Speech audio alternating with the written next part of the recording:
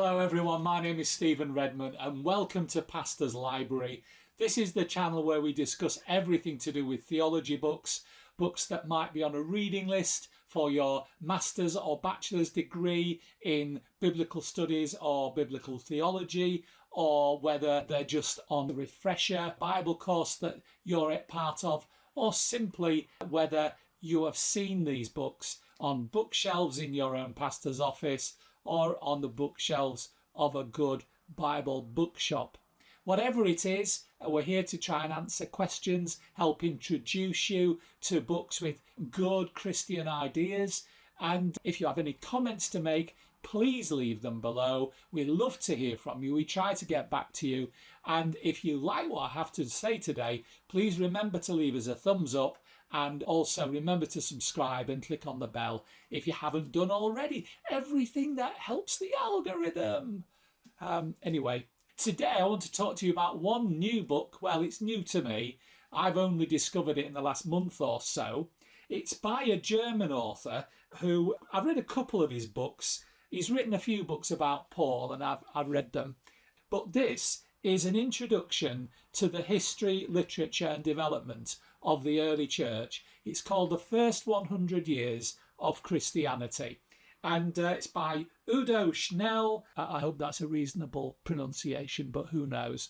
It's translated by James W. Thompson, without whom we would have to learn another language. This book has got some great endorsements. The late James D.G. Dunn talks about it. M. Eugene Boring does, Harold Attridge, Femia Perkins, and that's just a few. This is a book that was released originally in Germany in 2019. It was then translated into English and published again in English in 2020. So I suppose as I'm speaking to you now, it's 5 years old. It's a Baker Academic hardback, very nice hardback, I have to say. And it is 662 pages. In the UK at the moment, you can pick it up for £40. In the USA, I think at the moment about $54 seems to be what you can get it for. So this is a book about the first 100 years of the church. It's about what happened in the first century in the church that turned it into the living, thriving ecclesia that it was by the end of that century. So at the start of the book, we're talking about the early church. The end of the book, we're talking about the ancient church. These are all literary terms which are used about us in our history, would you believe? Now, I have to say to you at this point, I'm not actually a big reader of Christian history. What I've tended to do is when I've come to something which required that I did a bit more reading, I have bought a book and read it. And I suppose I have had, my focus has been personally theology over the last 50 years. And by that, I mean books that have been printed initially over the last 50 years. I obviously have some others that are older than that, but that is the majority of my collection and of my interest. And personally, I lean a bit more to the New Testament than I do to the Old in terms of my reading collection. So that sort of tells you a little bit about my reading history. But I was very much piqued in my interest by the title of this and the fact that it was by this very good German author that I had read before and I had appreciated. So this is a book which has the greatest help that anyone could be given. It's got a 78-page bibliography. That's a page, 78 pages that are specifically labelled Works Cited. And here's the interesting thing. Because the author is German, the majority, but not all, of these works are in fact German. And I would suggest to you, this might be the only way they would ever come to your attention is by looking through this works cited list, because that is, as most of us, I would expect, English speakers, having an understanding of German is something which I do not have. In fact, my German finished with the phrase "zehn Sätze fliegen," which was a tongue twister I was given to learn to pronounce the "ts" correct in German words. And I then walked out after 3 weeks. So I'm sorry, I've not been very good, have I, when it comes to that? So this is a book in which the author explains the early chronological framework. He talks about how cultures influenced the time. He talks about Hellenism, the Greco-Roman culture, Judaism. He talks about politics and economics in the 1st and 2nd centuries. And these things that had a sort of a cumulative effect and in so many ways actually favoured the growth of the church. He goes on to a section on Easter and the resurrection, and he says wonderfully in one sentence, you may dispute the facts, but you absolutely cannot negate them, which I thought was great.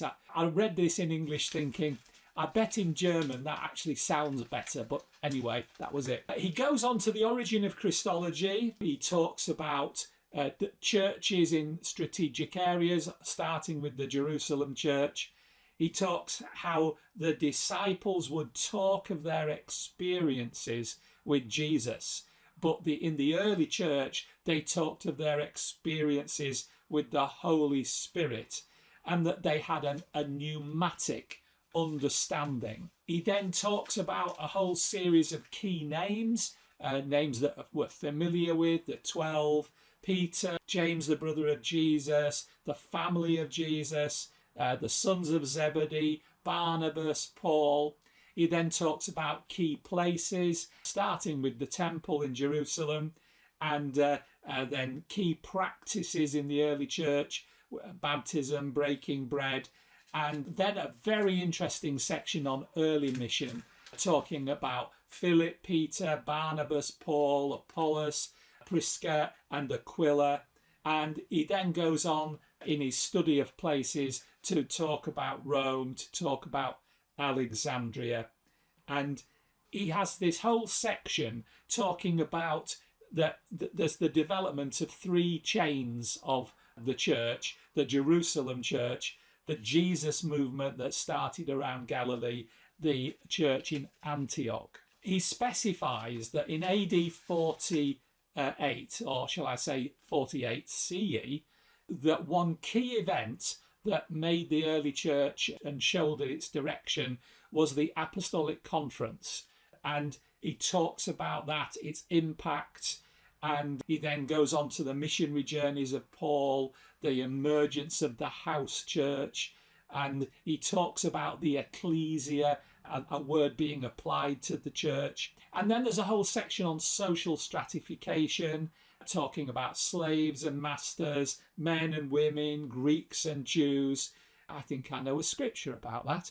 And he goes on to the development of Pauline theology, and of course this huge turning point for the church, which was the destruction of the temple in 70 CE. He talks about the coming together of the canon, Paul's letters first, followed by the Gospels. He sees around about 70 CE the first written versions of Mark's Gospel, and towards the end of the 1st century he sees the literature of John. One thing that is really gripping in this book is he has a strong vision about the delay of the parousia, and this is a very key element for him in the development of the early church. He talks about controversies in the early church, particularly as we're getting towards the later years of the 1st century, false teachers, opponents, and he talks about how early Christianity was a religion of education and of the city. He sees, I think he's not the first person to suggest this, of course, but Christianity was a religion that mushroomed in cities.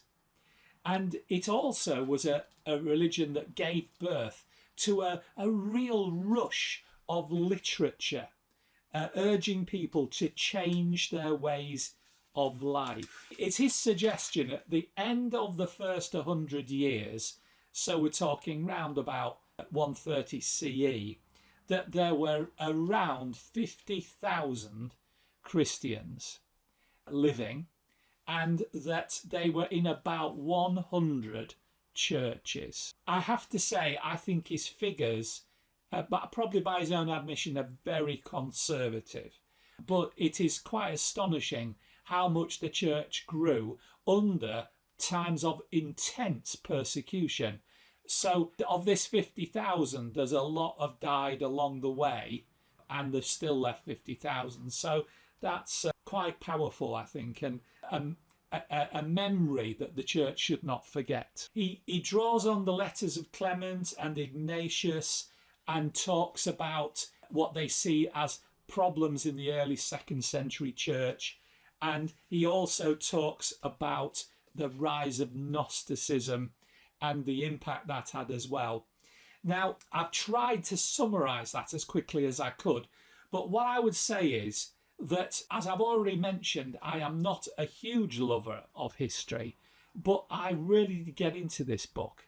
I found it very helpful indeed. I think it's really quite remarkable overview, and it's certainly, to me, a book that I will go back to and refer to time and time again, as I want to draw back into good, solid, factual basis for my understanding of early church history. I would say to you that this is very good value. It may not be your first choice. Like me, you may not be a huge history buff, but I have to say I really have got a lot out of this. And it might be the only history book I buy this year. I'm speaking to you in February 2025, saying it might be the only one. But whether it is or it isn't, this is certainly, for me, been a very good investment. I think it's a cracking read. And yes, it's academic. Yes, it is history. But yes, it's written by a Christian, and it has a really good, solid overview of all the data out there. It's got this huge bibliography, which is the sort of bibliography that I would die for. It's absolutely fabulous. It's a great reservoir of further reading, especially if you, unlike me, could read German. But there are other things there that are translated and other things that are not written by Germans as well. So there is a lot to look at. So that's my quick summary of the first 100 years of Christianity by Udo Schnell. I think it's a good book. I recommend it to you. And even if you are not going to be so interested enough to go and buy one, you now know it exists. And you know it's a book you can call on if you need it in the future. So that's it for today, folks. I hope you've enjoyed it. If so, please give us a thumbs up. If you haven't done already, subscribe, click on the bell. It doesn't hurt anybody, but it does help the channel. And if you have anything to ask or suggest or comment on, please do that below. I always like hearing from you, and I do try to respond to people as soon as possible. So until next time, folks, all I've got to say to you is bye!